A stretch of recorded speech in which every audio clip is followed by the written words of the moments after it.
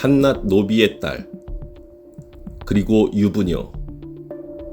노래 한 곡으로 왕의 마음을 잡고 어머니처럼 왕을 꾸짖으며 길들인 여자. 그 이름은 장녹수.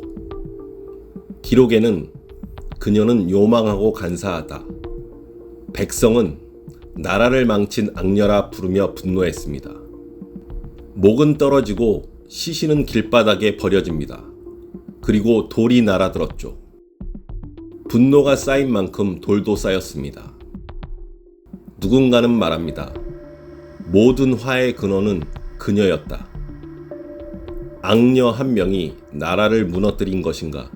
아니면 무너진 나라가 악녀 한 명을 만든 것인가? 장녹수의 시작은 화려하지 않았습니다. 그녀의 아버지 장한길은 과거에 급제한 양반 출신이었지만 신부는 아버지를 따르지 못했습니다.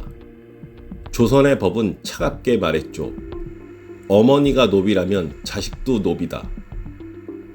그녀의 어머니는 관청의 기생이었고 결국 장녹수와 언니는 태어날 때부터 노비 신분이었습니다. 양반의 피가 반이라 해도 운명을 거스를 순 없었죠.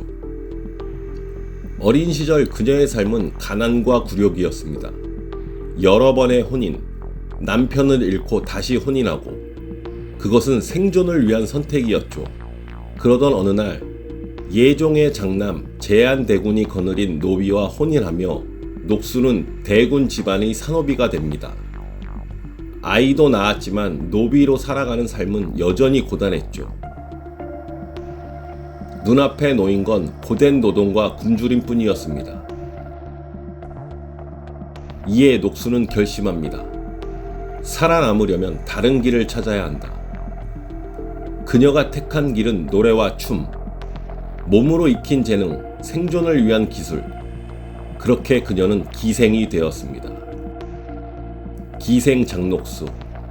그녀의 소문은 장안에 퍼집니다. 기록에 의하면 입술을 움직이지 않아도 맑은 노래가 울려 퍼진다. 그녀의 목소리는 사람들을 홀렸고 무대의 녹수는 더 이상 비천한 노비가 아니었습니다. 그러던 1502년 연산군 8년 조선 팔도의 미인들이 궁으로 불려옵니다. 노래와 춤, 미모가 뛰어난 여인들은 운평이라 불렀고 그 중에서도 특별히 눈에 띄는 여인들은 흥청이라 불렸습니다. 그때 흥청 가운데 단연 돋보이는 이름이 있었으니 바로 장녹수였습니다. 연산군은 누구보다 예술에 민감한 왕이었죠. 시를 짓고 노래를 즐기던 연산군. 소리가 맑고 곱게 울려 퍼지는 녹수의 목소리에 연산군은 곧 사로잡힙니다. 게다가 그녀의 얼굴은 30이 넘었는데도 어린 소녀처럼 앳돼 보였습니다. 기록에는 나이가 30이 넘었는데 얼굴은 16세 아이와 같았다 라고 전해집니다. 하지만 그것으론 부족했죠. 수많은 미인과 교태가 가득한 궁궐에서 장녹수가 어떻게 단숨에 연산군의 마음을 독차지할 수 있었을까요? 그 비밀은 바로 그녀가 택한 독특한 태도였습니다. 왕 앞에서 아양을 떠는 대신 마치 아이를 대하듯 꾸짖고 장난을 치며 말했습니다. 벌을 받으셔야 합니다. 저를 등에 태우고 방안을 3바퀴 돌아야 합니다. 연산군은 왕이 아닌 아이처럼 그녀에게 꾸중을 듣고도 행복해했습니다. 기록에 따르면 왕을 조롱하기를 어린아이 대하듯 하였고 욕하기를 노예처럼 하였다. 연산군의 마음엔 지워지지 않는 공허가 있었는데 패비 윤씨, 어머니를 잃고 자란 왕, 누구보다도 어머니의 애정에 갈망했지만 그 갈증을 채워줄 이는 어디에도 없었죠. 그때 장녹수가 나타난 겁니다. 그녀는 모성애로 어머니처럼 감싸 안고 배고프지? 우리 애기 젖 먹자. 일로 와. 때로는 다그치고 연산군이 평생 그리워한 빈자리, 그것을 녹수가 채워준 것이죠. 이후 두 사람의 관계는 더욱 깊어져 장녹수는 곧 왕의 아이를 임신합니다. 그리고 마침내 딸 이영수를 낳았죠. 사랑하는 여인이 딸까지 안겨주자 연산군의 애정은 폭발처럼 커졌습니다. 이 순간부터 장녹수의 위치는 단순한 흥청이 아니라 조선 권력의 심장부로 번져가기 시작합니다. 사랑이 깊어진 만큼 특혜도 많았습니다. 입궁한 지 불과 1년 만에 장녹수는 수건에서 숙경으로 승진하며 후궁의 위상을 단숨에 끌어올립니다. 연산군은 장녹수를 위해 무엇이든 허락했죠. 기록에 따르면 장녹수의 집이 이웃과 붙어 있어 화재가 염려된다. 이웃집을 모두 헐어 집을 넓혀주어라. 한 여인을 위해 백성들의 집이 무너졌습니다. 그뿐만 아니었죠. 장녹수의 딸 영수를 돌보던 유모의 아들은 본래 천민이었지만 하루아침에 동평관 관리직을 맡게 됩니다. 그리고 언니의 남편, 즉 형부였던 자 역시 왕명으로 관직에 오릅니다. 장녹수 입에서 나온 말은 곧 왕의 명령이 되었고 주변은 권력과 이권으로 채워졌습니다. 그러나 그녀가 누린 특혜의 정점은 바로 쌀이었습니다. 조선의 가장 중요한 곡식 쌀. 조선의 곡창에서 걷어들인 쇠고, 그 나라의 혈맥과도 같은 자원을 녹수는 사적으로 움켜쥡니다.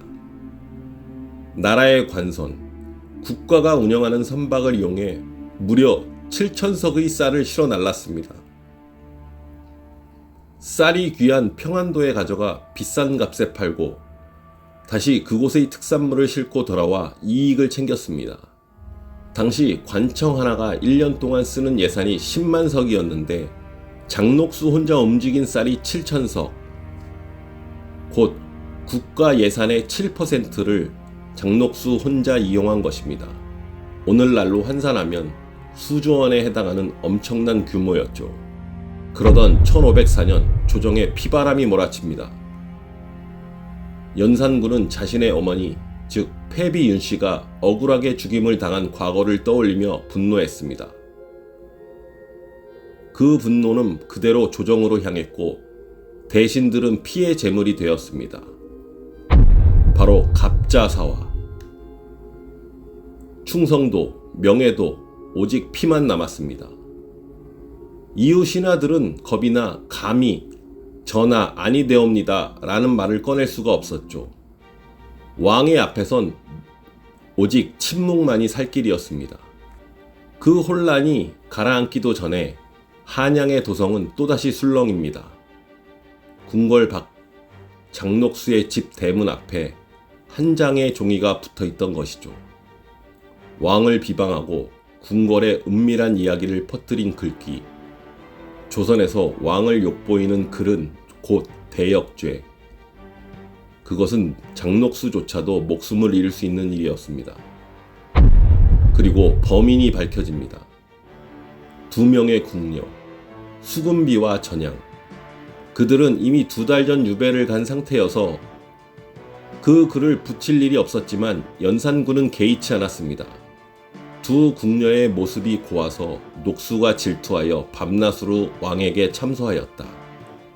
기록은 이렇게 남겼습니다. 장녹수는 아름다운 두 궁녀가 왕의 눈에 띌까 두려워 끝내 없애기로 결심한 것입니다. 그녀의 말 한마디에 두 궁녀와 일가족은 능지처참을 당했죠. 벽에 붙은 글이 진짜였는지 누가 꾸민 것인지는 아무도 모릅니다. 그러나 확실한 건 하나였죠. 장녹수의 이름이 한번 입 밖으로 오르면 목숨은 그대로 사라진다는 사실. 이때 조정 대신들은 깨달았습니다. 나라를 움직이는 힘은 왕이 아니라 바로 장녹수다. 질투는 한 여인의 감정에서 시작해 결국 국가의 형벌로 번져간 것입니다. 1504년 여름 한양에서 종 이품의 고관 이병정이 수행원들을 데리고 길을 거닐고 있었습니다. 그때 그의 눈에 말다툼을 하고 있는 노비들이 보였죠. 체면을 중히 여겼던 고위 관료는 싸움을 말리며 꾸짖었습니다. 조정의 대신 앞에서 감히 누가 소란을 피우느냐. 보통의 노비라면 고개를 숙이고 황급히 물러났겠죠. 하지만 한 여자 노비는 거꾸로 대들었습니다. 당신이 뭔데 참견이요? 그녀의 이름 강아지. 그리고 그 노비의 주인은 바로 장녹수였습니다. 이병정은 분노하여 곧장 관하로 알리겠다고 호통쳤죠. 하지만 이후 사태는 정반대였습니다. 왕명으로 끌려간 이는 노비가 아니라 바로 이병정이었습니다. 고위 대신이 한낱 노비 때문에 의금부로 끌려가 체포된 것이죠. 이후 조정의 신료들은 벌벌 떨며 형벌을 논의했습니다. 전하, 곤장 백대와 3년의 유배는 어떠신지요? 그러나 연산군이 한마디 던집니다. 죄가 중한데 형벌이 어찌 너무 가볍지 않은가? 차라리 교수형에 처하는 게 옳지 않겠는가? 대답은 정해져 있었습니다. 전하의 말이 옳습니다. 죽음을 앞둔 이병정은 결국 모든 재산을 끌어모아 장녹수에게 뇌물로 바칩니다. 그제야 그는 풀려났고 안도할 수 있었습니다. 하지만 집으로 돌아간 이병정에게 장녹수는 섬뜩한 말을 전합니다. 이번만은 봐주겠다. 그러나 기억해라. 내 한마디면 넌 언제든지 죽을 수 있다. 그날 이후 이병정은 매년 뇌물을 바치며 살아남았다고 합니다. 1505년 궁궐은 또 한 번의 피로 물듭니다. 이번에 목숨을 잃는 이는 대신도 관료도 아니고 바로 궁중의 기생 옥지화였습니다. 그녀가 저지른 죄는 단 하나, 장녹수의 치마를 밟았다는 것입니다. 실수였을지도 모릅니다. 그러나 장녹수의 눈에는 달리 보였죠. 오래전부터 마음에 들지 않았던 기생 옥지화. 혹여 연산군의 눈길이 그녀를 향할까봐 늘 불안에 떨던 녹수는 이 작은 실수를 기다렸던 겁니다. 그리고 곧장 연산군에게 달려가 고했죠. 저 여인이 감히 제 치마를 밟았습니다. 이는 곧 전하를 업신여긴 것과 같지 않습니까? 연산군은 이미 이성을 잃은 상태였죠. 장녹수와 자신을 동일시하며 그녀에게 가해진 모욕은 곧 자신의 모욕이라 여겼습니다. 결국 옥지화는 참수형에 처해졌죠. 그저 치마를 밟았다는 이유로 피가 뜨겁게 흐른 겁니다. 이 사건은 단순한 후궁이 질투가 아니었죠. 왕의 심장 깊숙이 장녹수가 자리잡아 있음을 보여주는 비극적인 상징이었습니다. 그러던 1506년 9월, 왕을 지키던 군사들은 담을 넘어 도망쳤습니다. 바로 중종반정, 왕을 보필하던 자들이 하루아침에 등을 돌린 것입니다. 하지만 그 혼돈 속에서도 장녹수는 연산군의 곁을 지켰습니다. 5해를 함께하며 왕의 곁에서 웃고 울던 여인, 그녀는 이미 모든 것이 끝났음을 알고 있었을지도 모릅니다. 하늘을 찌르던 권세도 오늘로 여기서 끝이구나 라고 말했습니다. 연산군은 폐위되어 강화도로 유배를 떠났고 장녹수는 반정군에게 체포됩니다. 그녀의 마지막은 참혹했죠. 광장 한복판에서 목이 베었고 시신은 길바닥에 내던졌습니다. 백성들은 한 여인이 나라를 망쳤다며 장녹수의 음부에 돌을 던지며 분노했습니다. 돌이 쌓이고 쌓여 순식간에 시신 위에 돌무더기가 만들어졌죠. 백성들의 분노가 그만큼 깊었다는 증거였습니다.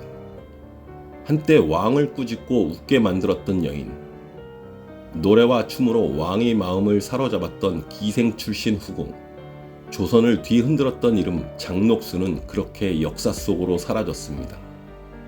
사랑과 권세의 정점에서 피와 돌의 무덤으로 그녀의 최후는 한 시대의 종말을 알리는 비극이 되었습니다.